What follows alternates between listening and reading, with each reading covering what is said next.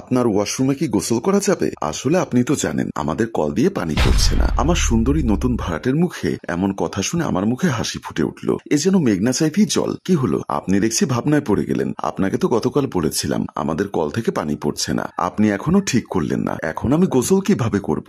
আমি হেসে উত্তর দিলাম, আসলে গতকাল মিস্ত্রি আসতে পারেনি, তার বউ নাকি ভীষণ অসুস্থ। আমি আজকেই ঠিক করে দেব, কিন্তু আমি যে গোসল না করে থাকতে পারি না। সকালে ঘুম থেকে উঠেই আমার গোসল করতে হয়। আমি কিভাবে গোসল করব বলুন? আমি বললাম, আপনি আমার ওয়াশরুম ইউজ করতে চাইলেন, আমি তো নিষেধ করিনি, আপনি আজকে এখানেই গোসল করুন। ভাবি খুব খুশি হয়ে বলল, আচ্ছা ঠিক আছে। আবার কি যেন ভেবে বলল, আচ্ছা আপনার ওয়াশরুমটা আমি ইউজ করলে আবার ভাবি মাইন্ড করবে না তো? নীলা তো বাসায় নেই, বাপের বাড়ি গেছে, আপনি ওয়াশরুম ইউজ করতে পারেন। আমার কথায় নিশ্চিন্ত হয়ে ভাবি দারুণ একটা হাসি দিয়ে ওয়াশরুমের দিকে চলে গেল। 3 দিন হলো তারা স্বামী স্ত্রী দুজন আমাদের উপরের ফ্ল্যাটে উঠেছে। ওনার স্বামী বেচারা বেশ ভদ্র, কিন্তু প্রথম দিন যখন ওনারা কথা বলতে এসেছিল তখন থেকে আমার মনটা এলোমেলো করে দিয়েছিল এই মহিলা। আমাদের বাসাটা খুব পছন্দ হয়েছে, আপনি যদি বলেন তাহলে আমরা 1 তারিখ থেকে আসতে চাচ্ছি। আমি কি কথা বলবো, আমি তো ভাবির মুখের হাসি দেখেই পাগল হয়ে যাচ্ছি। এই মহিলার চোখ, মুখের হাসি, নরম ঠোঁট আর কি দারুণ ফিগার। উফ, আমি যেন পাগল হয়ে গেলাম। উফ, আমি কেন যে পেলাম না। আমাকে চুপ করে থাকতে দেখে তার স্বামী আবার বলল, কি হলো ভাইজান, আপনি কি আমাদেরকে বাসা ভাড়া দিবেন? আমার যখন হুঁশ ফিরল বললাম, অবশ্যই দিব, কেন দিব না? আপনাদের মতো এত সুন্দর একটা কাপল যাদের মধ্যে কোনো ঝামেলা নেই, এমন ভাড়াটিয়াই তো আমি চাচ্ছিলাম। ভাবি বলল, আপনিও খুব স্মার্ট ভাইয়া, একদিন আপনি আর ভাবির সাথে বসে গল্প করব, তারপর তাদের সাথে কথাবার্তা ফাইনাল করে ফেললাম। সত্য কথা বলতে এই মহিলার রূপ আমাকে সেদিন থেকেই পাগল করে রেখেছে। আজকে যখন নিজেই তিনি আমার ওয়াশরুমে গোসল করতে এসেছেন তখনই আমার মাথায় একটা শয়তানি বুদ্ধি খেলে গেল। ওনাকে আমার কাছে পাবো না, কিন্তু অন্তত ওনার নরম শরীরটা তো দেখতে পারি। তাই ভাবলাম ওয়াশরুমে কিছু একটা সেটিং করতে হবে, তাহলে অন্তত ওনার গোসলের ভিডিও দেখে মজা নিতে পারবো। তাই তাড়াতাড়ি আমি সেদিকে এগিয়ে গেলাম। ওয়াশরুমের সামনে এসে দেখি ভাবি বুকের আঁচলটা ধরে দাঁড়িয়ে আছে। আমার চোখগুলো যেন ফেটে বের হয়ে যাবে, এতটা আকর্ষণ বোধ করছিলাম আমি। ইচ্ছা করছে এখনই শাড়ির আঁচলটা টান দিয়ে খুলে ওনার সাথে মন ভরে রোমান্স করে নিজের জ্বালা মিটিয়ে নেই। ভাবির কথায় আমার হুঁশ ফিরল। আপনার ওয়াশরুমের কল থেকেও পানি পড়ছে না, আপনার কি সেটা জানা নেই? কি বলছেন? আমি তো একটু আগেই ফ্রেশ হলাম। আচ্ছা আমি দেখছি বলে আমি ওয়াশরুমে গিয়ে কল ঠিক করতে লাগলাম। কলটা একবারে জ্যাম হয়ে গেছে। আমি কলটা খোলার চেষ্টা করছিলাম, ঠিক তখনই ভাবি ওয়াশরুমের ফ্লোরে স্লিপ করে আমার গায়ে এসে পড়ল। ভাবির নরম শরীর তখন আমার সাথে লেগে আছে। আমার শরীরে 440 ভোল্টের কারেন্টের একটা ঝটকা প্রতিনিয়ত অনুভব করতে লাগলাম। এই সুযোগে ভাবির কোমরটা ভালো করে ছুঁয়ে দিলাম। ভাবি একটা কাশি দিল, আমি লজ্জা পেয়ে তাকে ছেড়ে দিলাম। তারপর মৃদু হেসে বলল, আমাকে আপনার কাছে টানার জন্যই বুঝি ফ্লোরে সাবান ফেলে রেখেছেন? কই না তো, আমি জানি না এখানে কিভাবে সাবান এলো। হয়েছে, আমি সব বুঝতে পারছি। প্রথম যেদিন কথা বলতে এসেছিলাম সেদিন থেকেই তো আমাকে পাওয়ার জন্য পাগল হয়ে আছো, কিন্তু মুখ ফুটে বলতে পারো না। আর এখন আমি নিজেই তোমার কাছে চলে গেলাম, তবু তুমি একটা পুরুষ হয়ে শুধু আমার কোমরটাই ধরলে। আমি ঢোক গিলে বললাম, তাহলে কি করব?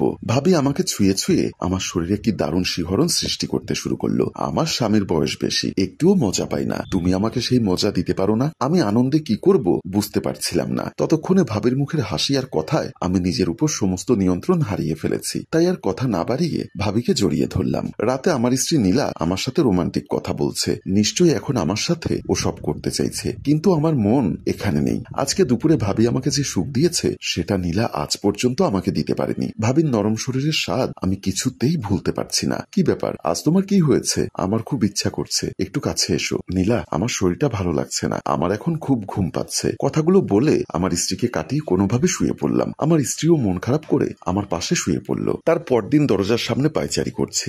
উপরের ফ্ল্যাটের কল আমি ইচ্ছা করে এখনো ঠিক করিনি। আমি চাই ভাবি আজকে আবারও আমার কাছে আসুক, আর কালকের মতো আমাকে কলিং বেলের শব্দে আমার ভাবনায় পড়ল নিশ্চয়ই ভাবি এসেছে, আর আজকেও আমাকে গোসলের বাহানায় মাতাল করা সুখ দিবে। তাড়াহুড়ো করে দরজা খুললাম, কিন্তু আমি চুপসে গেলাম। এসেছে ওনার স্বামী। আমি অন্যদিকে তাকিয়ে বললাম, কল ঠিক হয়ে যাবে, মিস্ত্রিকে কল করেছি। লোকটা হাসতে শুরু করলো। কি ব্যাপার, হাসছেন কেন? আপনার তো দারুণ পারফরমেন্স।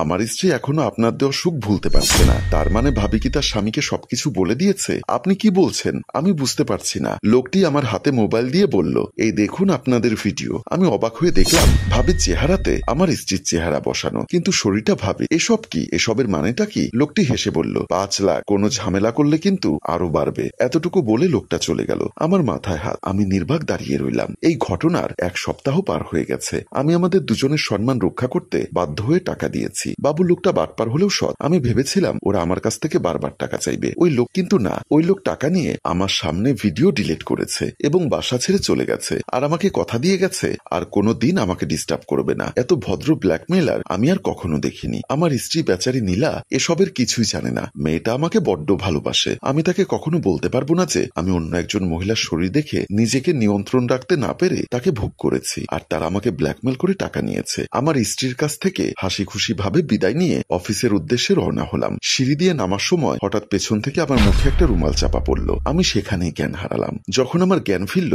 তখন দেখি আমি একটা বেডরুমে, আর আমার বুকে একটা সুন্দরী রমণী শুয়ে আছে। আমি তার মুখ তুলে দেখলাম এটা তো রেশমি ভাবি। আমি তাকে সরিয়ে পালাতে চাইলে তার ঘুম ভেঙে গেল। সে আমাকে টান দিয়ে ধরে পড়ল। কোথায় পালাচ্ছ? ক্ষুধা না মিটিয়ে কোথাও যেতে পারবে না। আপনি আমাকে লোক লাগিয়ে এখানে কেন নিয়ে এসেছেন? এটা কোন জায়গা? আপনি কি চান আমার কাছে? দেখুন, আপনার স্বামী আমাকে কথা দিয়েছে আর কখনো টাকা চাইবে না। রেশমি ভাবি হাসতে হাসতে বলল, আমি তোমাকে টাকার জন্য এখানে নিয়ে আসিনি। আগেও আমরা এরকম কাজ করেছি, এরপর আর তার সাথে কখনো যোগাযোগ করি না। কিন্তু তোমার দেওয়া সেদিনের সুখ আমি আজও ভুলতে পারি না। একটা রাতও আমি ঘুমোতে পারছি না। প্লিজ আমার কাছে এসো। আমি ভাবিকে সরিয়ে দিয়ে বললাম, মাথা খারাপ হয়ে গেছে আপনার? আমার স্ত্রী আছে, আপনার স্বামী আছে। ভাবি হেসে বলল, কিসের স্বামী? বাবু আমার পার্টনার, আমরা একসাথে কাজ করি। আর তোমার স্ত্রীর কথা বলছো? সেদিন আমার কাপড় খুলে আমাকে পাগলের মতো ভোগ করার সময় মনে ছিল না তোমার একটা স্ত্রী আছে? আমার ভুল হয়ে গেছে, আমাকে ছেড়ে দিন, আমি চলে যাই। কখনোই না। তুমি আমাকে কি মনে করো আমি যদি লোক লাগিয়ে তোমাকে তোমার বাসার সামনে থেকে কিডন্যাপ করে এখানে আনতে পারি, তাহলে আমি তোমাকে জোর করে আজকে বিয়েও করতে পারি? বিয়ের কথা শুনে আমি ভয় পেয়ে গেলাম। আচ্ছা ঠিক আছে, ভয় পেতে হবে না।